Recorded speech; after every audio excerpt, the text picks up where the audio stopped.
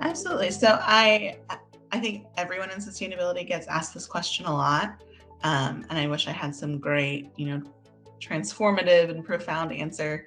But I think a lot of us get started in the field because we think it's the right thing to do, and we think it's kind of the common sense way to go about doing business and doing pretty much our day to day lives. So I grew up very much in a way that, we composted way before it was cool. And I assumed it was the normal thing to do that everybody did. My parents very much both grew up, wasting was, one of the ultimate sins that we had enough and we were lucky to have what we have, but kind of squandering it was throwing it in the face of people that didn't have as much as we maybe had. So that was just kind of the way I was brought up. And growing up, starting school, going into high school, realized that that was not the way that everybody else thought. So I, started as early as high school as the president of our environmental club, and really just thought that it was the way to do things. I also believe that the way that our system, our economic system, pretty much any system we work within right now, business is really going to be the primary way that we're going to have an impact. And I really wanted to make sure that the way we are doing business, and especially anything that I am a part of, is done responsibly. So it felt like the right thing to do. It felt like the obvious thing to do for me. And it's been really fun to kind of figure out how to blend two things that so many people think shouldn't go together. And to me, they feel like such an obvious connection.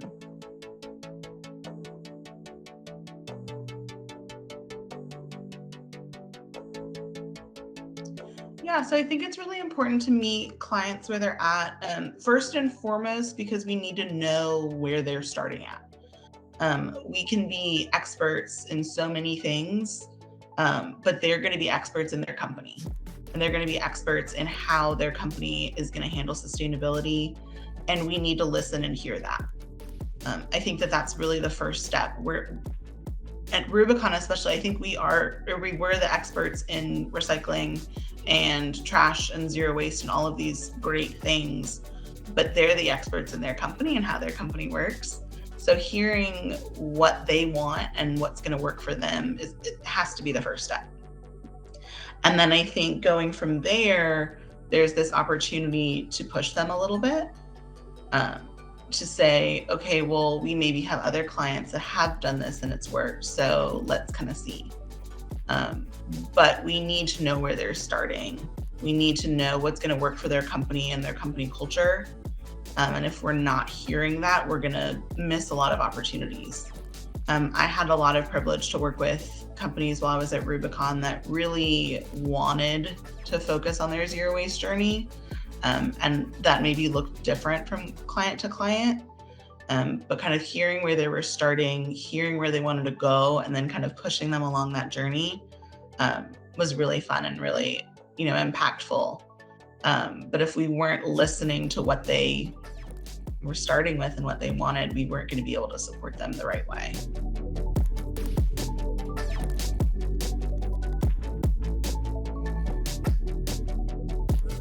I worked with Wegmans for about 2.5 years while I was at Rubicon. And anyone that works at Rubicon will tell you, they were one of the first clients. They're one of our clients most focused on sustainability and their zero waste journey. And when I started working with them, there was one store that they had deemed as zero waste. And it was up in Canandaigua, New York, which is, on the lake, and was really a seasonal store. So during the winter in upstate New York on the lake, not as busy as in the summer when everyone was coming to town. So we had gotten really close with that store. We had done such great work to get them to zero waste. And for, if I remember correctly, I think years, they were the only zero waste store that Wegmans had in their portfolio.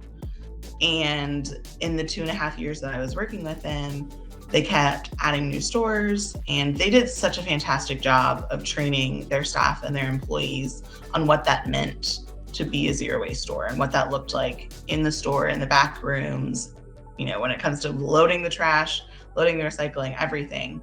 And we basically had to develop a program and develop metrics and ways to analyze and graph and report on what ended up being, I think it was close to 50 stores by the time I stopped working with them. So going from one of their about 100, 120 stores to 50 something stores that were zero waste, it was really transformative for how they thought about the business and how they thought about zero waste could work in a grocery store setting.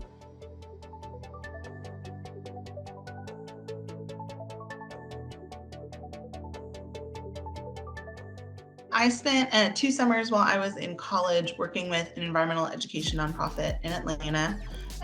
They ran at the time 4 green spaces throughout the city. They have a couple more now. And they also worked with the Decatur Farm to School program. So what they did had such incredible local impact. And it was everything from, camps and school programs to educating kids about what, really food comes from the ground and what our impacts are on that ground and how we can just learn so much from the space. And then obviously moving into a more corporate place, they're very different, as I'm sure you can imagine. But there was something so amazing about a really small team with a very small budget having such a huge impact. And there were definitely times that you wish you could do more and we wish we could have a bigger impact. And I think in the sustainability space in particular, we know that there's so much to do and there's so much that we have to work towards, whether that's climate change or it's, our landfills filling up. We know that there's a ton of work to do. And I think that experience both taught me that a little bit can go a long way, especially when it comes to, kids and like the future. Like if we're starting them early and we're telling them, every single thing that they do can have an impact, we'll see a bigger impact.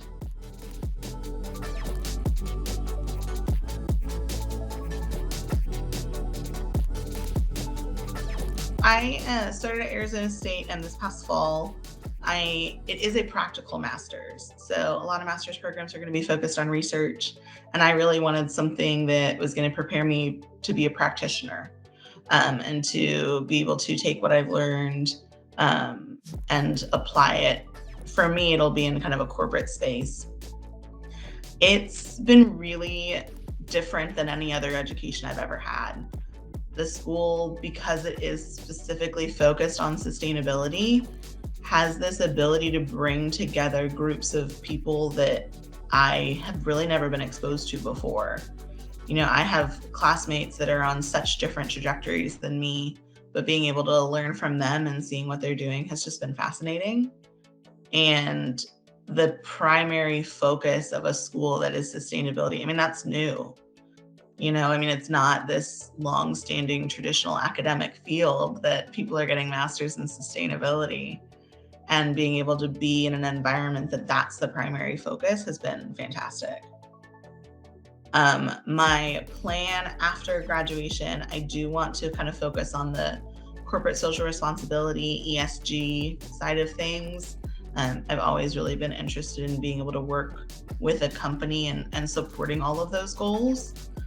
So being able to, do everything from, environmental sustainability to, how their governance structure works, and just all of that within one company. I think sustainability is such, it's such a big field and there's so many intersecting pieces, that sometimes, siloing it off just to, water or just to energy, limits us. And I think looking at a really big picture is what's really going to help solve a lot of problems that we're seeing right now. And hopefully I will get a chance to do that.